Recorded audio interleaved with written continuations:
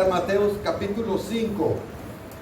Entonces vamos a entrar en una sección muy conocida por cristianos y aún por el mundo.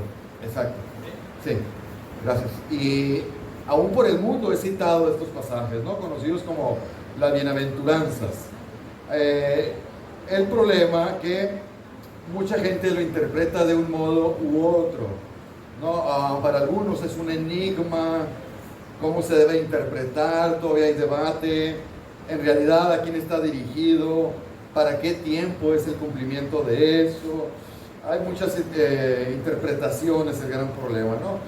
Algunos de los teólogos liberales enseñan que todas estas enseñanzas son para todo el mundo y es una manera de cómo pueden llegar a ser salvos, ¿no? Aún Gandhi tomó enseñanzas de este sermón, que es conocido el Sermón del Monte, que viene desde el capítulo 5 hasta el capítulo 7, ¿no? Es el sermón más grande que tenemos del Señor registrado, ¿no? Aún Gandhi, ¿se acuerdan del pasaje donde si te pegan una mejilla, pon la otra? Entonces Gandhi tomó ese pasaje y lo aplicó para su movimiento social que hizo de no violencia cuando venían las autoridades inglesas a golpearlos, y él les decía, no regresen, ¿no? Lo tomó, parte de sus enseñanzas lo tomó de ahí, ¿no? Otros evangélicos de doctrina variada piensan que es un modelo para la vida cristiana, es simple y sencillamente cómo debemos de vivir.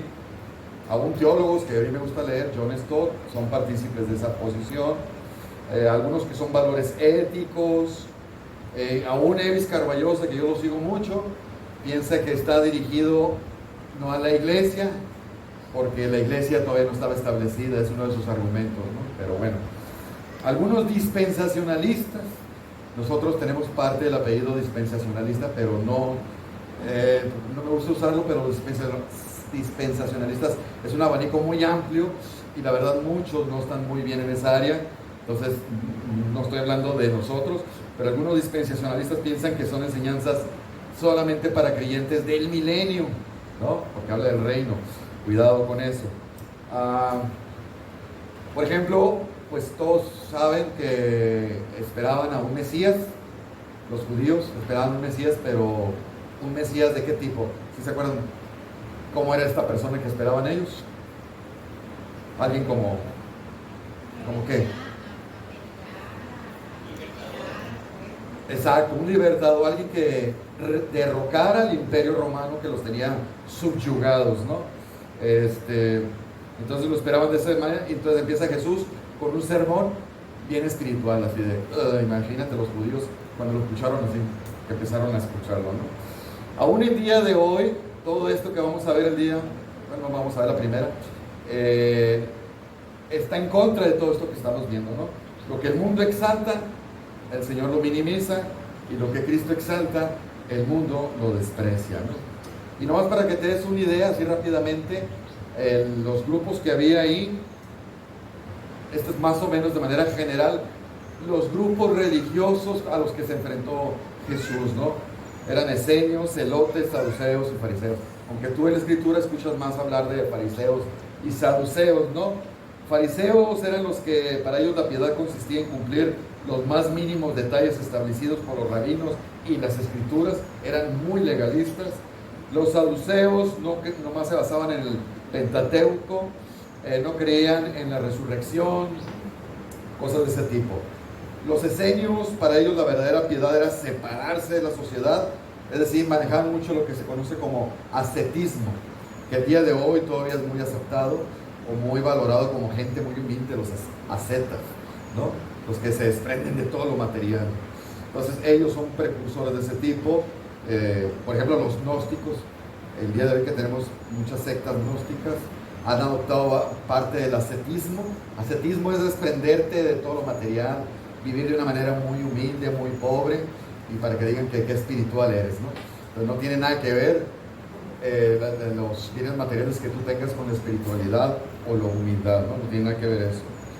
De hecho, algunos de nosotros hemos distorsionado el lenguaje, y cuando vemos a alguien de escasos recursos, ¿cómo decimos? Son bien humildes ellos. ¿Qué tiene que ver en la posición económica con humildad? No tiene nada que ver. Yo conozco gente de dinero muy humilde y gente sin recursos bien arrogante. Pero es una expresión que nosotros hemos distorsionado para decir la gente que no tiene recursos son muy humildes, refiriéndose a lo económico, pero está mal. Bueno, entonces los fariseos eran más que nada tradicionalistas, los saduceos modernistas, los esenios separatistas, y los celotes eran los más activistas, ¿no? Los que provocaban revoluciones con los romanos constantemente. Esos eran los problemas. Nosotros no tenemos estas personas, pero así como Jesús se enfrentó con ese grupo de religiosos, el día de hoy nosotros tenemos a quienes aquí, quienes pululan, los unitarios, para no decir el nombre de la secta para que no se ofendan, pero ya saben que son unitarios, ¿verdad? ¿Sí? Ok. Entonces, y tenemos diversas sectas, tenemos los arminianos y carismáticos, estamos rodeados de eso, ¿no? Pero bueno. Entonces, si tienes ahí en tu Biblia Mateo 5.1, que es lo que vamos a ver, fíjate cómo empieza el 5.1. Dice Mateo, y viendo la multitud, subió al monte. ¿Cuál monte? Sentándose vinieron a él sus discípulos. Normalmente la costumbre en los maestros de Israel, cuando iban a enseñar, se sentaban, los rabí se sentaban. Si un maestro judío enseñaba parado, era visto como algo informal o no oficial, ¿no? El rabí se sentaba como era señal de autoridad y sabiduría, ¿no? Entonces, de hecho, la palabra en griego es cátedra, donde la palabra nosotros la hemos tomado para, mira, dio una cátedra, alguien que enseñó. Los católicos la manejan de otra manera. La palabra que ellos usan del latín, ex cátedra, quiere decir que cuando el Papa se sienta en la silla papal y da un decreto, es infalible. Ex cátedra, ¿no? O sea, lo que dijo el Papa, ex cátedra, es infalible y es autoritario. Todo eso viene de ahí, ¿no? Entonces, pues bueno. Y hay un pasaje como, por ejemplo, Mateo 23.2 dice, en la cátedra de Moisés, o sea, en la silla, se sientan los escribas y los fariseos. Así que todo lo que os digan que guardéis, guardarlo y hacerlo, mas no hagas conforme sus obras, porque dice, y no hacen, ¿no? Usando la misma expresión donde el Señor se sentó. Por ejemplo, Mateo 26.55, cuando van a apresar al Señor Jesús, les dice, ¿cómo contra un ladrón haber salido con espadas y palos para prenderme? Sino que cada día me sentaba con ustedes enseñando en el templo, ¿no? Era normal que un rabí se sentaba a impartir enseñanza,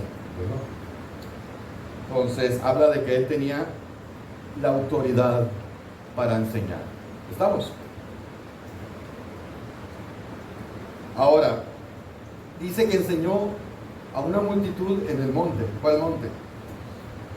¿Cuál monte era? Hay mucha especulación, los teólogos suponen, muchos suponen, pero nadie puede aseverar, porque no sabemos qué monte era. Y gracias a Dios no sabemos qué monte era porque somos bien supersticiosos. Si no, el pastor Ryan cuando fue a Israel de seguro se hubiera traído un fresquito, un pedazo de tierra de ahí, ¿verdad? Y yo se lo hubiera robado. Sí, o sea, la verdad, gracias a Dios no sabemos porque pues somos muy supersticiosos y lo hubiéramos agarrado como algo de extremo valor, ¿no? Pero es interesante que en el monte Sinaí dio la ley y en este monte impartió las enseñanzas del Evangelio. En el monte Sinaí la gente tuvo miedo y ahí se le acercaban a Jesús para recibir la gracia por medio de la enseñanza, ¿no? Pero bueno, entonces la pregunta es, dice Mateo 5.1 que una multitud, viendo la multitud, subió al monte y sentándose vinieron a él sus discípulos. Entonces hay mucho debate a quién estaba enseñando. ¿Quién es esa multitud? ¿Quién creen ustedes que sea esa multitud? Es pregunta, ¿eh?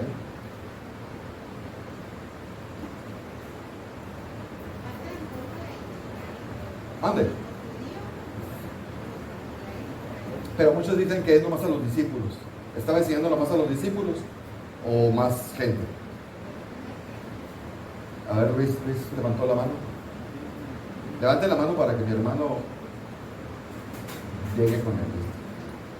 Pues eran básicamente todas las personas que estaban alrededor de él siguiéndolo por sus milagros, por sus palabras. Había mucha gente siempre alrededor de él, pues eran de todo tipo entonces, ¿verdad? Y estaban sus discípulos, que sí eran creyentes. Entonces estaban gente que siguiéndolo, multitudes sin conversa, y aún sus propios discípulos, ¿no? Entonces, por eso muchos toman de ahí que es una manera de ser salvos. Pues no está enseñando eso, ¿no? Por ejemplo, este teólogo que no recomiendo, Charles Wright, un dispensacionalista, enseña que esto es en relación con el reino mesiánico, es decir, el reino milenial. Así que estas palabras no se aplican al creyente de hoy. ¿Es cierto? Entonces, ¿para qué lo enseñamos? ¿No? ¿Están de acuerdo ustedes? Que no es para nosotros. Si ahí estaban sus propios discípulos. Bueno.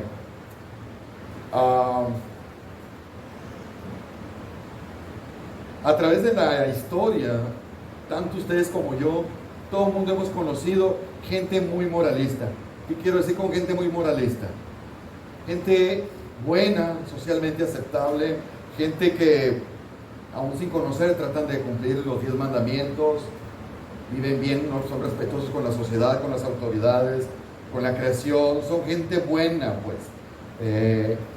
A tales personas es muy difícil presentarles el Evangelio. ¿Por qué? ¿Por qué creen que es muy difícil presentarles el Evangelio a este tipo de personas?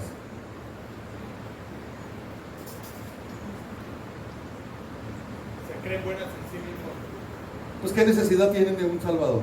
Si están bien con Dios, ellos están bien con Dios. Aún gente que cree o tiene un concepto en su fe de un Dios, llámale como quieras, entonces ellos, su condición humana, pues estamos bien con el Señor. ¿Cuál es el problema? ¿No? O como ¿cómo se acuerdan del joven rico que se acercó a Jesús? Todavía le hizo la pregunta buenísima: ¿qué tengo que hacer para heredar la vida eterna? Y le dice Jesús: pues guarda los mandamientos. Y le dice: ya los he guardado todos, ¿no? Y le cita uno nomás. Entonces, él tenía un concepto de su condición muy buena. Aparte que era mentira, todos los he guardado, no es cierto. No existe nadie que haya guardado los mandamientos, salvo el Señor. Entonces, quienes están contentas con su propia condición actual, ese es un problema serio. Quien está contento con su propia condición actual, ¿no es un problema eso? ¿O está bien? ¿Tú estás contento con como estás ahorita? ¿No? Mande. Mira, bienaventurados, ¿no? Entonces, estamos viendo la bienaventuranza. Esa palabra, la verdad, nosotros no la usamos. ¿Qué significa bienaventurado? Viene del griego Macarios, y es un adjetivo. Significa alguien muy feliz, muy bendecido, muy afortunado y muy gozoso. Nosotros tratamos de no relacionarlo con la palabra afortunado, porque la usamos para gente que le va muy bien, que tiene mucha suerte, decimos nosotros, pero no tiene nada que ver. Tampoco lo usamos con palabra feliz, porque relacionamos la felicidad con cosas externas que obtenemos. Me está yendo muy bien económicamente, tengo una pareja, tengo hijos, pues estoy muy feliz. Entonces, si te va bien, estás muy feliz. Bueno, bienaventurados no es eso, ¿sí? Bienaventurados es alguien muy feliz, muy gozoso, a pesar de las circunstancias que tiene. ¿Me explico? No tiene salud. Por ejemplo, un cristiano verdadero, puede vivir en la escasez. Fíjate la pregunta. Puede vivir con un cáncer terminal. ¿Sabes qué es eso? Cáncer terminal. Puedes vivir con una pareja terrible. Puedes vivir con hijos ingratos. ¿Sí? Y aún así, ser bienaventurado. Aún así, ser alguien bien gozoso. Aún así, ser alguien bien dichoso. ¿Sí o no? ¿Están de acuerdo? Claro que sí. Pues es esto. Esa es la bienaventuranza. En la bienaventuranza el Señor está enseñando cuál es el camino a la felicidad, pues. ¿Cómo puedo ser verdaderamente feliz? No es trayendo esa famosa Ford Lobo que quieres también. Eso no trae felicidad, es mentira. Es mentira. ¿Sí? Esto es algo que la gente del mundo no puede entender. Porque su concepto de felicidad lo han enseñado que se basa en lo que tú obtienes. ¿Sí? Les platiqué mi mal ejemplo, que cuando estaba muy chiquito, me fui un fin de semana con mis amigos, pero ellos eran ricos, ¿no? Y recuerdo el aroma cedro que me fascinó, me embriagó el aroma cedro, y dije, qué rico huele esta casa.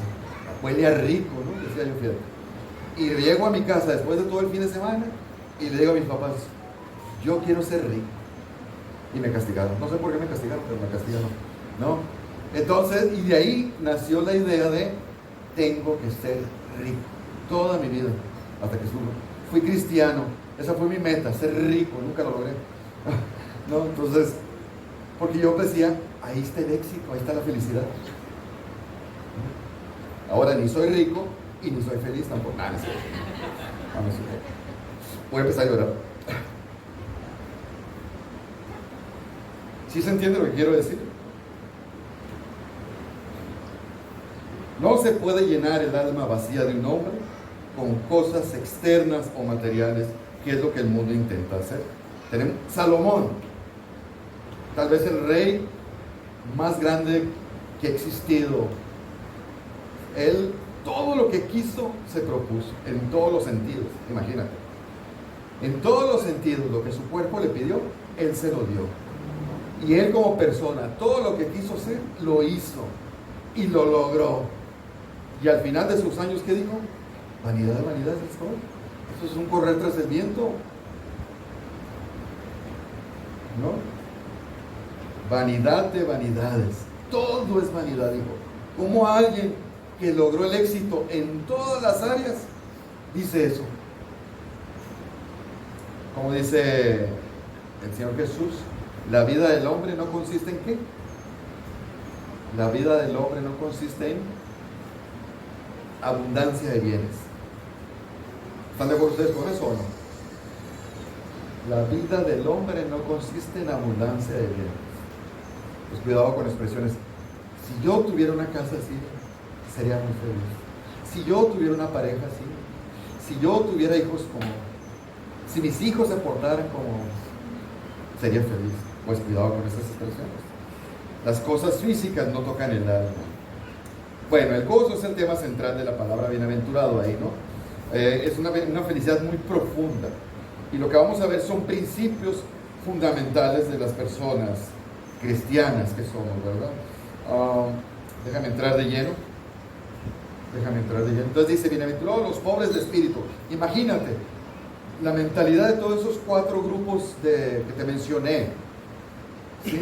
Más la gente del mundo que están esperando. Había 400 años donde no sabías nada de Dios, un silencio absoluto, no había ningún profeta, nada decía Dios a su pueblo. Y de repente se escucha por allá Juan el Bautista que dice, el verbo ya llegó, ¿no? El reino se ha acercado, y en eso te encuentras con él y empieza un sermón y tú dices, a ver qué nos tiene que decir este libertador. Y empieza, bienaventurados los pobres de espíritu. Y tú, ¿qué me estás diciendo? Esto no es lo que yo esperaba. ¿Quién es el que iba a desechar a todo ese imperio romano que tanto nos ha humillado? Bienaventurados los pobres de espíritu. ¿Sí me entiendes cómo va a haber sido la sensación de estas personas? Ahora, es como me imagino, no sé, vas con el doctor y te hace unos estudios y te llama y te dice, felicidades, tienes cáncer. Yo creo que eso fue algo así como para él, ¿no? Un balde de agua fría, ¿no? Ahora, hablando de esto, bienaventurados los pobres de espíritu, ahorita lo explicamos a fondo. El mundo promueve la autosuficiencia. El mundo dice exactamente opuesto a esto. Bienaventurados los ricos. Es más, hace una semana, creo que Luis, que es el único que le gusta, el de la mañanera, ¿no? El presidente López Obrador, cuando estaba haciendo lo de la reforma, le dijo, bueno, algunos están en desacuerdo, vamos a preguntarle a los 5 más ricos de México. Y los nombró, sacó una lista y seleccionó a los 5 primeros más ricos de México, que son multimillonarios, entre ellos pues Carlos Slim, y de Salinas Pliego, y está una mujer del grupo Modelo, que lo vendió y es millonario. Le dijo, para que ellos opinen sobre la reforma. Quiero oír la opinión de ellos, dijo él. Y creo que no le contestaron ellos. Pero no importa, ¿qué está haciendo este hombre? ¿Qué está haciendo este hombre? Exaltando los ricos. Su opinión vale más. ¿Me explico? Fíjate, aún nuestro presidente hace eso, ¿no? exaltando la sabiduría, la importancia y la relevancia de los adinerados. ¿Por qué? Yo cuando estaba en el mundo, una de las cosas que observaba, yo estuve en un movimiento donde digamos, ¿sabes qué? Por ejemplo, esto estaba prohibido. Quítate el bigote, no te dejes barba, para que la gente te vea los ojos y tenga más confianza. Y vístete muy bien, porque a como te ven, te tratan. Trata de aparentar que eres adinerado, me decían. Entonces yo dejaba mi carro como a 2 cuadros para que nunca lo vieran, ¿no? Y llegaba en maletín, pero no tenía ni un peso. Fíjate, ¿no? Entonces me acuerdo que yo llegaba a un restaurante y citaba a empresarios para platicar con él, para hablar de negocios. Y yo traía 10 pesos nomás. Y le decía al mesero, te lo voy a dar, pero siempre lléname la taza de café, ¿sabes? Y no me vengas con la carta, no vayas a traerla, digo, porque no tengo. Entonces yo citaba empresarios para platicar con ellos y yo simulaba ser un gran empresario, que traía un proyecto que ofrecerle, fíjate, ¿no? Pero bueno, entonces, ¿a qué voy? En el mundo, tú ves a un rico y le hablas de usted. Tú ves a alguien así vestido como nosotros y lo tuteas. ¿No te has fijado? Instintivamente eso hacemos. ¿Qué se le ofrece? Dígame usted, le dicen, a que viene bien vestido. Y alguien que viene más o menos así. ¿Qué quieres? Normalmente. Lo traemos en el ADN. ¿Sí? Bueno, ¿qué significa pobres en espíritu? ¿Qué significa pobres en espíritu? Para empezar, la palabra pobreza, ¿de dónde viene? ¿Por qué alguien es pobre? Porque carece. Entonces, ¿es carencia de qué? Carencia de algo. Bueno, primero quiero explicar lo que no es, porque hay una confusión. Conceptos cerrados de esto. No está hablando de pobreza material. Aún otra vez, no voy a empezar que yo critico mucho a López Obrador, al contrario, lo sigo. Pero una vez él mencionó, porque dice que es cristiano, que Cristo era el defensor de los pobres. El evangelio se basa en ayudar a los pobres. Eso me dijo él. Y se refería a los pobres materiales, ¿no? Entonces, no está hablando de pobreza material, porque esto implicaría, porque dice que es de ellos es el reino, ¿no? Entonces los pobres tienen garantizada la salvación. Eso implicaría, y eso nos enseña en el evangelio, ¿cierto o no? ¿Verdad que no? Entonces la pobreza material podríamos decir que es un símbolo de espiritualidad, y no es cierto. Los pobres no son más espirituales, en absoluto. Es más, la mayoría de la gente pobre que yo conozco es pobre por su propio pecado. Son perezosos, son miserables, son negligentes, vagos y necios.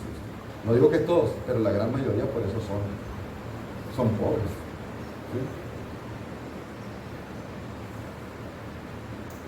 ¿Sí? Y hay pobres que aman y codician la riqueza.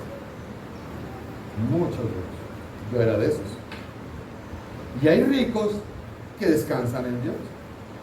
Salomón fue millonario. Abraham fue millonario. El rey David, ¿sí? Job.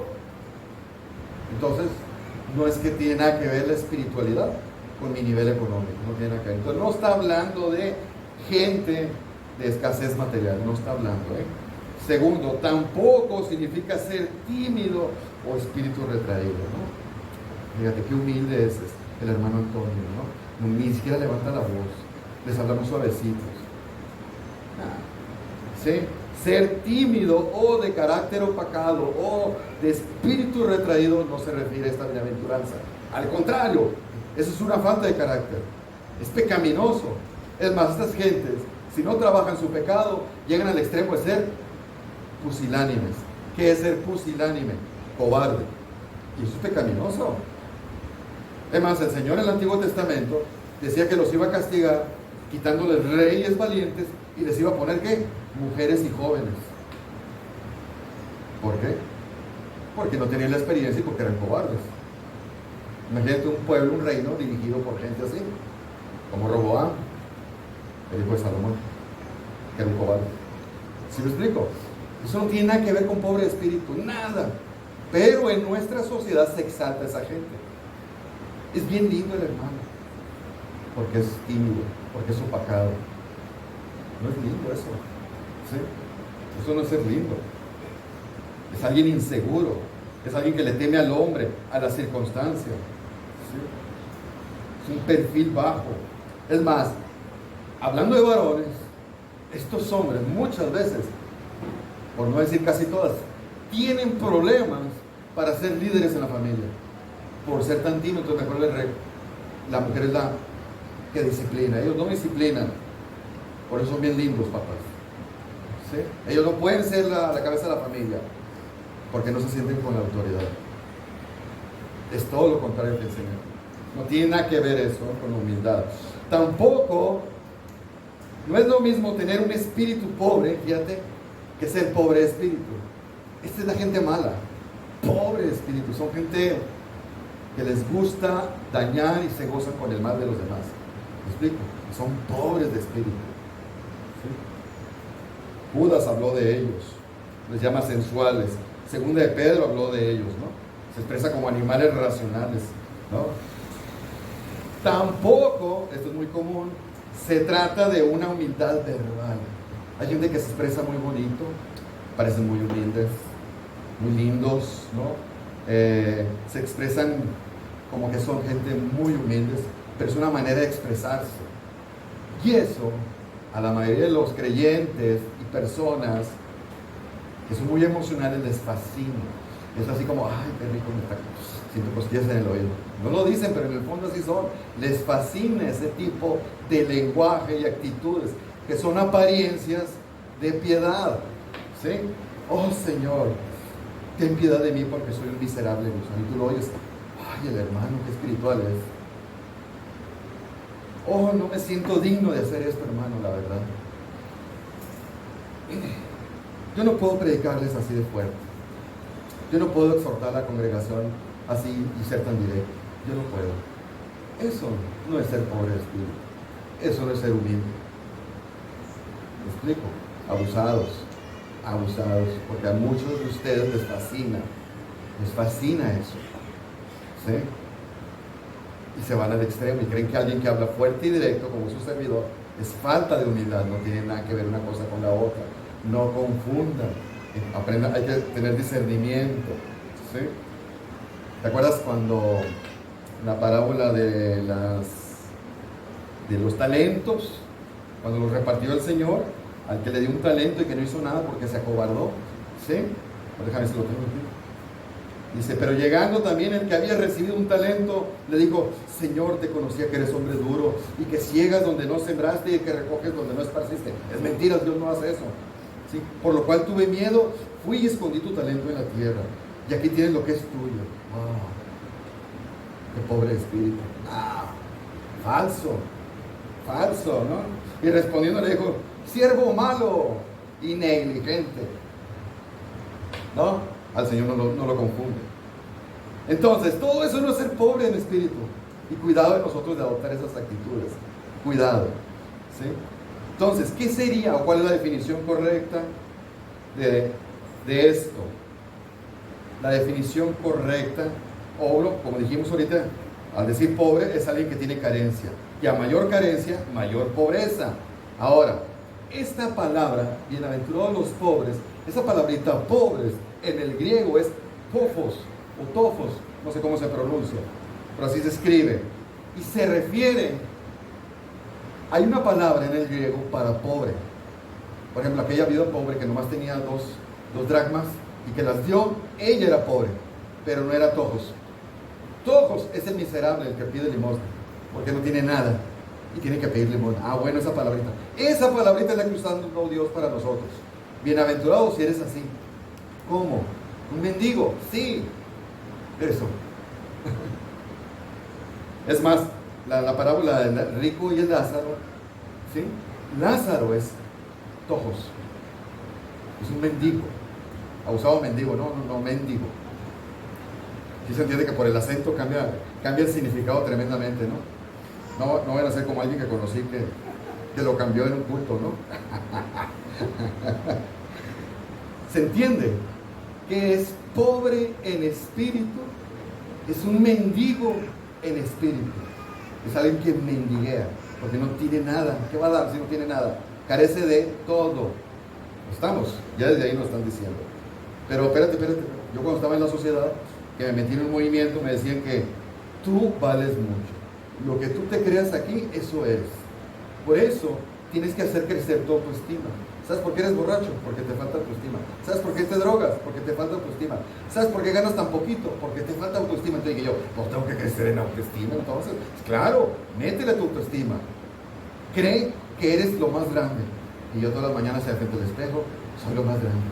Soy un campeón. Y salías a pelear con el mundo porque era un campeón.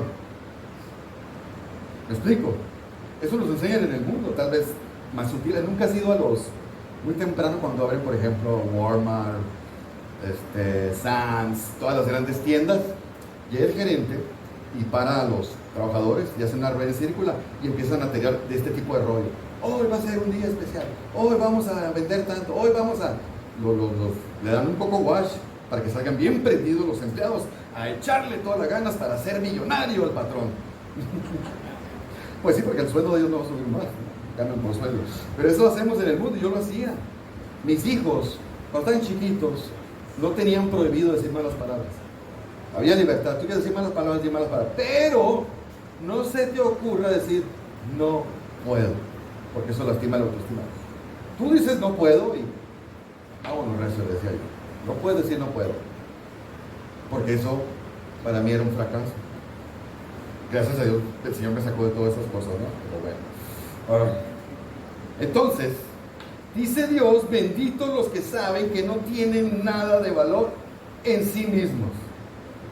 Dios dice que cuando usted admite su debilidad, cuando admite que no es nada, ese no es el fin, sino por el contrario, es el principio. ¿Están de acuerdo ustedes? ¿O está muy ofensivo? Hasta que no veamos nuestra pobreza, no podremos apreciar la riqueza de Cristo. Nosotros sabemos que no tenemos nada bueno que ofrecer. Somos personas que, el bienaventurado del pobre, son personas que ven su corrupción y no se justifican. Son personas que no tienen nada que exigir, nada que reclamar, porque saben que son dignos de merecer la ira de Dios en el infierno. ¿Sí o no? Ese es el pobre en espíritu. ¿Por qué me tienes así, Dios? Épale, un pobre en espíritu no puede hacer esas declaraciones. ¿Por qué no me sacas de esta enfermedad? ¿Por qué no me has dado pareja? Ups, esa persona no ha entendido el evangelio. ¿Eres bueno, hermano? Sí, bueno, sí. No soy como aquellos. Ah, caramba, tienes un problema de entendimiento. El recaudador y el fariseo, ¿se acuerdan esa parábola tan? Los dos van buscando a Dios. Uno es fariseo, o sea, conocedor de la escritura. Se supone que tenía relación con Dios, y el otro era de lo peorcito, un recaudador. Era un traidor de la patria, era el que le robaba a sus propios paisanos, ¿no? ¿Qué pasó con el fariseo? Te doy gracias a Dios porque no soy como este. Bien humilde, ¿verdad? Te doy gracias porque no soy. Te doy gracias porque no soy arminiano. No es cierto. ¿Sí me explico? Y acuérdense que llegó justificado. ¿Quién fue justificado? El malo.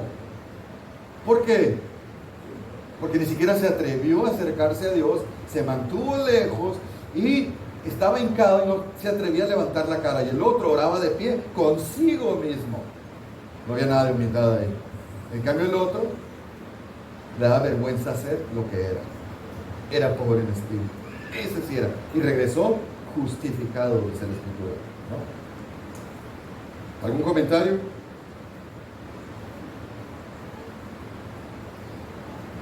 Entonces, bueno, yo creo que por eso es bien importante nosotros como creyentes presentar correctamente el Evangelio, porque la gente del mundo no sabe que son pobres de espíritu. Ellos no entienden que están con esta necesidad espiritual, y es hasta que se les predica el Evangelio verdadero que les muestra su condición verdadera, que les muestra la paga por el pecado, que realmente empiezan algunos a valorar eso, porque el Espíritu Santo empieza a abrir sus ojos. Pero es necesario el Evangelio verdadero que te muestra justamente este aspecto. Exacto, el Evangelio verdadero. ¿Se fijan? ¿Por qué muchos cristianos de ciertas doctrinas no entienden esto? ¿Y por qué el mundo no lo entiende? Porque se ha diluido y se ha distorsionado el Evangelio. El Evangelio es ofensivo, hay que entenderlo. Es ofensivo. Si se predica correctamente, es ofensivo. Si lo predicas completo, me refiero, ¿no? ¿sí? Y Jesús inicia su sermón con esto, imagínate, ¿no? Con eso inicia. Entonces, una característica fundamental de yo como creyente es que debo ser pobre en espíritu. Ser pobre en espíritu.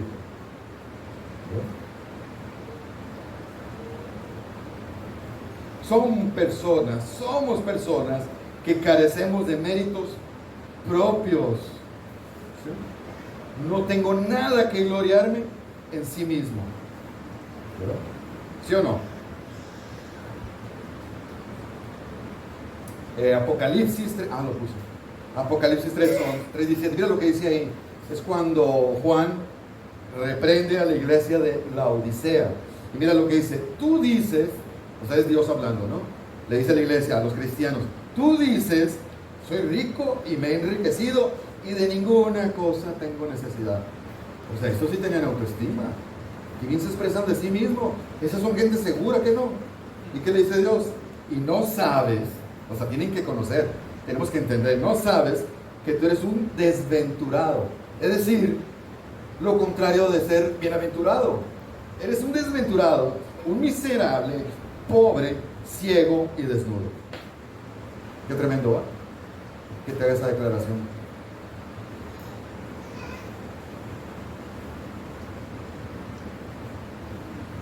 No porque agarres el trapeador eres pobre. Es cierto, hermano.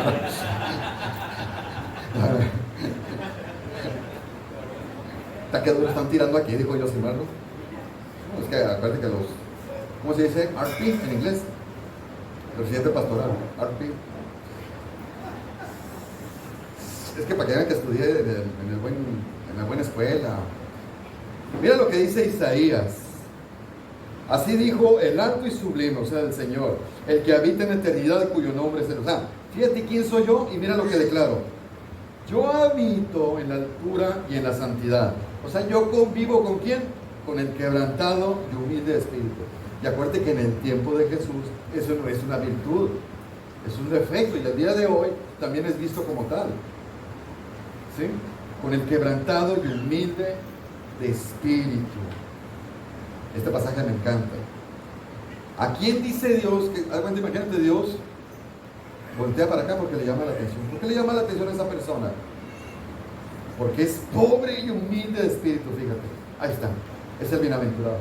Pobre y que tiembla, es decir, tiene una reverencia tal y que tiembla a mi palabra.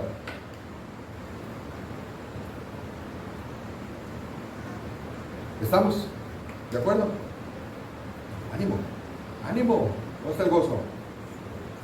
Nadie desea ser curado hasta que no tiene noción de que está enfermo.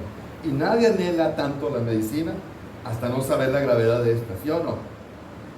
¿A qué voy con eso? ¿Se acuerdan cuando el Señor se presentó? Cuando dice, los sanos no tienen necesidad de médico. Era una metáfora. ¿Quién está sano? Nadie. Dice, y no he venido a llamar a justos, sino a pecadores al arrepentimiento. Es decir, todos estamos enfermos y necesitamos el médico de almas. Pero solamente si somos pobres en espíritu, podremos tomar esta medicina. ¿Sí o no?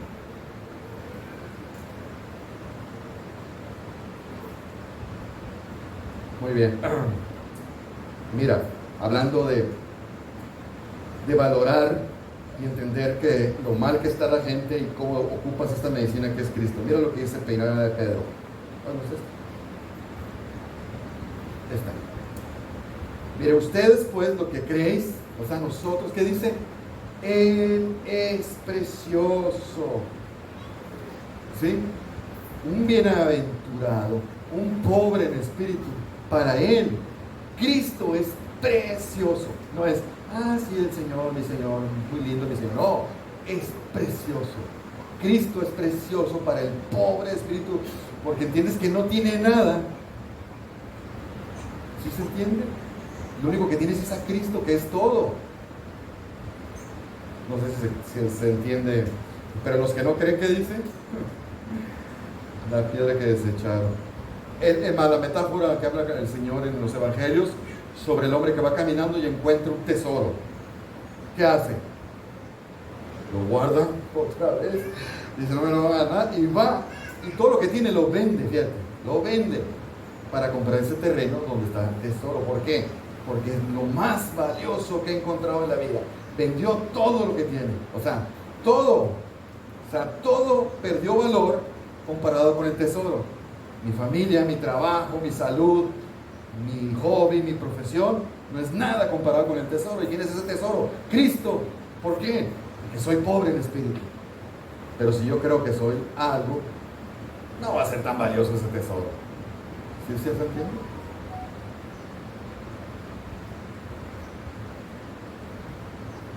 Por eso Pablo dijo esto.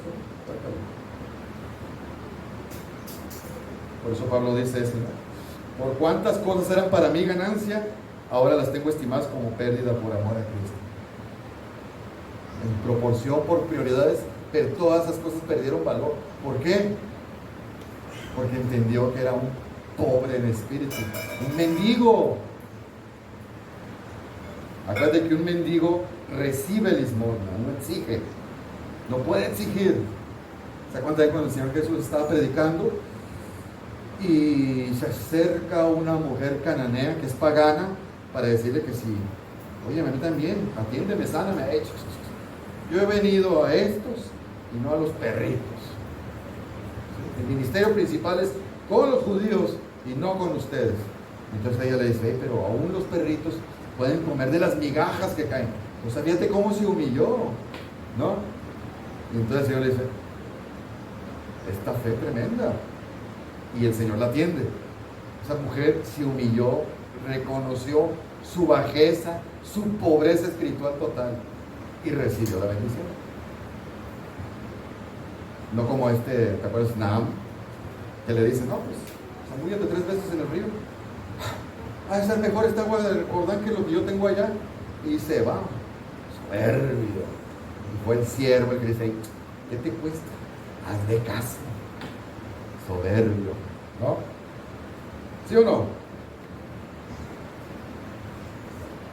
Que veas una dinámica para aprenderlos, ¿no? Así como lo hacen en el Walmart. Muy bien. Ok, vamos más rápido.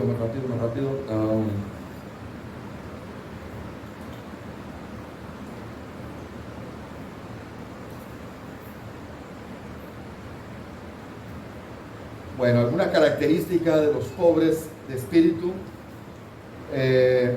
es, bueno, ya dijimos que le toma valor como el tesoro, pero déjame ver. Toma a Cristo bajo sus propios términos y no pone condiciones. Es decir, como enseñan tristemente en algunas iglesias el evangelio, que es Cristo es mi Salvador, pero no mi Señor. Nada que ver. Totalmente contrario, no puede ser. No puedes despegar los oficios del Señor en la salvación, no los puedes despegar, ¿me explico?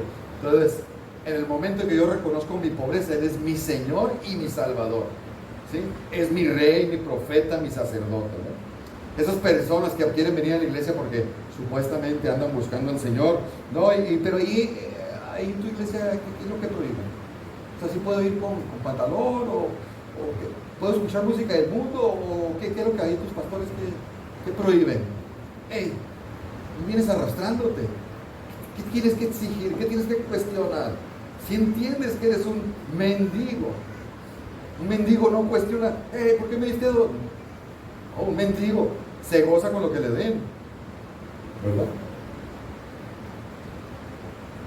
Así como cuando Pablo estaba en el carcelero de Filipos, ¿no? Y a lo último el carcelero ve el milagro que pasa. ¿Qué tengo que hacer para ser salvo? No, él no cuestionó. Tú dime, ¿qué tengo que hacer? Y los llevó a su casa. Y eso era pena capital. Se arriesgó su vida. Bueno, otra característica de los que son pobres en espíritu es que es admirador de Cristo y su gracia. Cualquier oportunidad que se nos presente en la vida, exaltamos a Cristo, ¿sí? Porque nosotros se supone que entendemos el valor de la gracia de Dios en nuestra vida y entendemos que para todo ocupamos la gracia de Dios, porque soy un pobre en espíritu, ¿no? Por eso oro tanto, porque dependo tanto de Él, porque soy un mendigo y lo necesito en todo y para todo, ¿verdad? Pero cuando alguien dice, oye, tus hijos, qué bien, sí, los saqué adelante. Los saqué adelante. ¿Tú? ¿O fue la gracia de Dios? ¿No? O cuando cualquier otra situación que te elogian y tú, no, sí. Gracias a Dios lograste eso, ¿no? No, yo tengo 30 años trabajando en la misma empresa y empecé desde acá y llegué acá. Y por la gracia de Dios, ¿qué no entiendes? Alguien, un pobre en espíritu, entiende perfectamente eso. ¿Sí? Obvio, está totalmente relacionado con ser humilde. Ya dijimos qué cosa es apariencia de humildad. ¿Sí? Es pobre tanto delante de Dios y de los hombres, fíjate bien. ¿Sí? Porque alguien puede simular, yo puedo ser muy espiritual delante de ustedes, pero ir a la casa, pregúntenle a Alicia cómo son. Ella es la que sí puede ver el verdadero condición espiritual de Antonio. Ella sí puede hablar, ¿no? Cállate.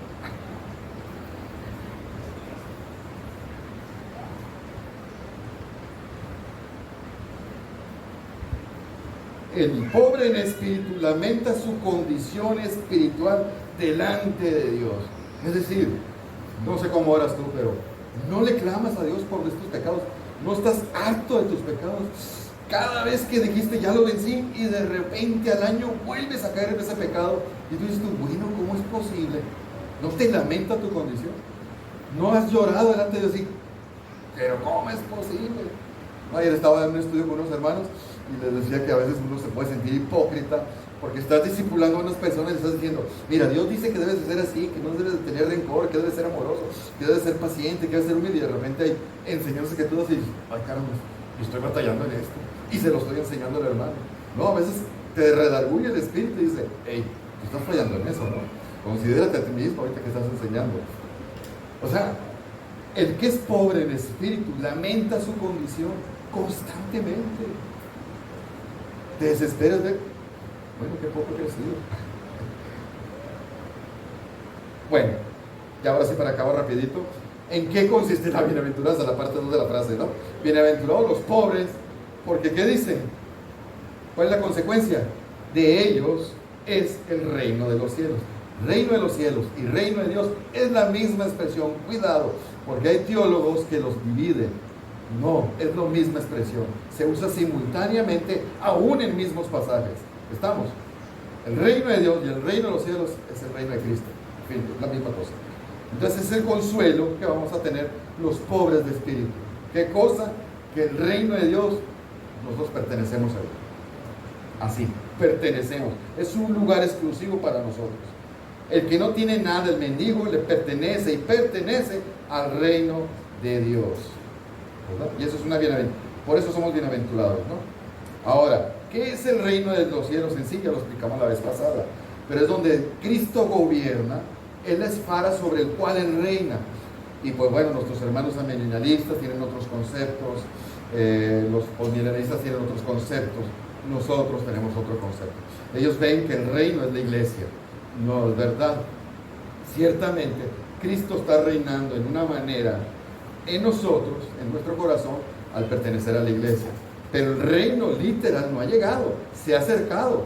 Como dijo Jesús, el reino de Dios se ha acercado. Aquí estoy yo soy el rey. Se ha acercado, pero no ha llegado aún. Y ese reino, exactamente y literalmente, como lo dice la Escritura, va a venir, es un tiempo en el cual va a venir, donde Él va a reinar literalmente. Ahorita no está reinando literalmente. Si Él estuviera reinando literalmente, Pedro no nos hubiera dicho, cuidado, porque el diablo anda como león rugiente, ¿eh? No nos diría eso. ¿Me explico? No habría tantos problemas. El día que Él reine, acuérdense cómo va a ser el reino de Dios. Va a con justicia y equidad. ¿Dónde va a pasar el pasaje de Isaías? Donde dice que el cordero y el león van a pastar juntos. ¿Dónde? Que es el que usan los testigos de Jehová para cuando van a evangelizar en tu casa. Que ellos creen que es en la vida eterna. En la vida eterna no va a haber animales. Entonces, ¿ese pasaje dónde es? ¿Dónde se aplica? Cuando Cristo reine. Cuando Cristo reine. Va a poner en justicia aún la ecología, ¿no? La cadena alimenticia se va a alterar aún en el reino de Dios. Pues ahí vamos a estar nosotros. Cuando Cristo reine realmente, físicamente, Él va a estar reinando. ¿Y cuándo es eso? En el milenio, después de la segunda venida, cuando estemos en el milenio, ¿verdad? El otro día escuchaba, me encanta el teólogo Arthur Sproul, ¿no? Hablando sobre el milenio y cómo lo dice, no, pues hablando de nosotros, pues que ellos creen que es así, pero no es así. Y él da su postura tristemente, ¿no? Pero bueno, muy respetuoso lo da, pero no es así.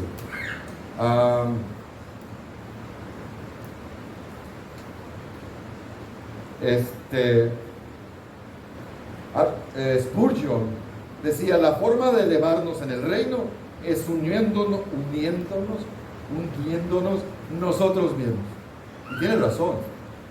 Me acuerdo las doctrinas, parte de las doctrinas de gracia, que son las 5 solas y los 5 puntos del calvinismo.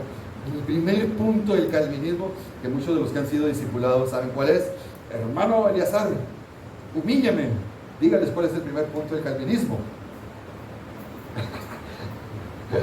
¿Cuál es? Incapacidad.